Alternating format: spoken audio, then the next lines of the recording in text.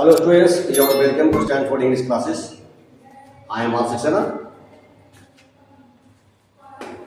पिछले मैंने कुछ वीडियो बनाया है, उसमें कुछ चैप्टर में पढ़ाया हूँ. आज मैं आप लोग के लिए लेके आया हूँ सेंटेंस. ग्रामर का बिल्कुल फर्स्ट चैप्टर पढ़ाया जाता है. यानी उसके बिना जानते हैं सेंटेंस नहीं बना पाएगा तो अंग्रेजी बोल पाएगा ना अंग्रेजी लिख पाएगा, और फिर नहीं लिख पाते हैं ना लिख और न पढ़ पाते हैं तो समझ भी नहीं पाएंगे.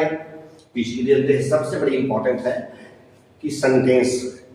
तो चलिए मैं आपको आज सेंटेंस के बारे में पूरे डिटेल से बताता हूँ. सेंटेंस है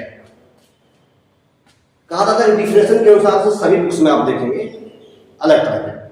सबका मतलब एक ही होता है, लिखने का तौर तरीका अलग होता है. सब जितने लिखते हैं राइटर सबका.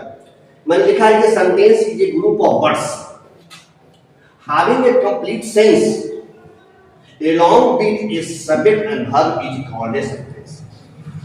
इसका अर्थ होता है कि सेंटेंस शब्दों की समूह तो ऐसा होना चाहिए जिसका अर्थ निकले और उसमें कम से कम एक सब्जेक्ट और वर्ब.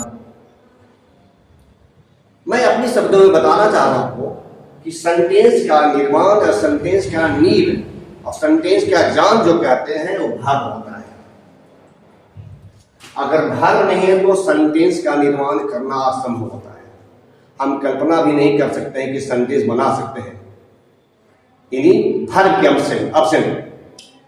तो जब तक वर्ब नहीं रहेगा सेंटेंस निर्माण नहीं कर सकते हैं. तो सेंटेंस बनाने के लिए वर्ब सबसे बड़ी पिलर है. तो हम एक अलग शब्द में कह सकते हैं कि verb is a heart of sentence. तो जहां वर्ब है वही सेंटेंस है. अगर वर्ब नहीं है तो सेंटेंस बिल्कुल बेजान है. जैसे कहते हैं ये डेड बॉडी, शरीर से आत्मा निकल जाता है तो हम कहते हैं कि अब ये डेड बॉडी है. उसी तरह सेंटेंस में से वर्ब निकल जाएगा तो इसको कहते हैं आप डेड सेंटेंस कह सकते हैं, मीनिंगलेस सेंटेंस कह सकते हैं. तो चलिए मैं कुछ सेंटेंस बताता हूं. मैंने लिखा है कुछ sentence he is a teacher. इसमें देखिए इज है से वर्ब है. उसके बाद मैंने लिखा है राम हैज कॉल्ड मी. उसके बाद मैं ऑप्शन देता हूं कि सी प्लेज चेस. यानी वर्ब. अगर इससे से वर्ब निकाल दिया जाए तो पता चलेगा कि she chase, he a teacher, Ram me. तो अगर ये सब निकल जाएगा तो लगते हैं बेजान आत्मा हो जाएगा. इसीलिए सेंटेंस का स्ट्रक्चर पैटर्न में कहा गया है एस भी ओ. एक बात और मैं आपको बताना चाहता हूं कि सेंटेंस में सब्जेक्ट कहीं छिपा नहीं रहता है, लेकिन वर्ब होना जरूरी है. इसलिए वर्ब के बिना आप सेंटेंस निर्माण नहीं कर सकते. इसलिए वर्ब को पढ़ना बहुत जरूरी है. जब सेंटेंस बनाना चाह रहे हैं, अंग्रेजी बोलना चाह रहे हैं, तो वर्ब ऐसा चैप्टर है जिसे आपको हर हाल में पढ़ना है. चलिए आगे मैं बता रहा हूं. सब्जेक्ट पैटर्न होता है सबसे बेसिक जो होता है सेंटेंस का स्ट्रक्चर पैटर्न एस भी ओ.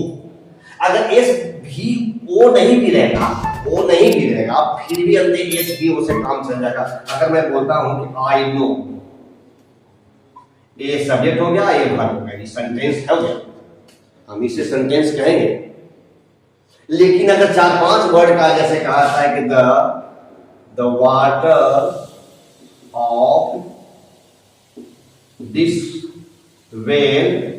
देखिए यहाँ कितने वर्ड है, 1 2 3 4 5 वर्ड है, लेकिन यह सेंटेंस नहीं है क्योंकि इसमें कहीं वर्ब नहीं है. इसलिए हम इसको सेंटेंस नहीं कहेंगे. ये सेंटेंस नहीं है. क्यों? क्योंकि इसमें कहीं वर्ब नहीं है. ये 2 ही वर्ड है लेकिन इसमें एक वर्ब है, इसीलिए हम इसको सेंटेंस कहेंगे. अब सेंटेंस का फॉर्मूला तो बेसिक होता है एस भी होता है.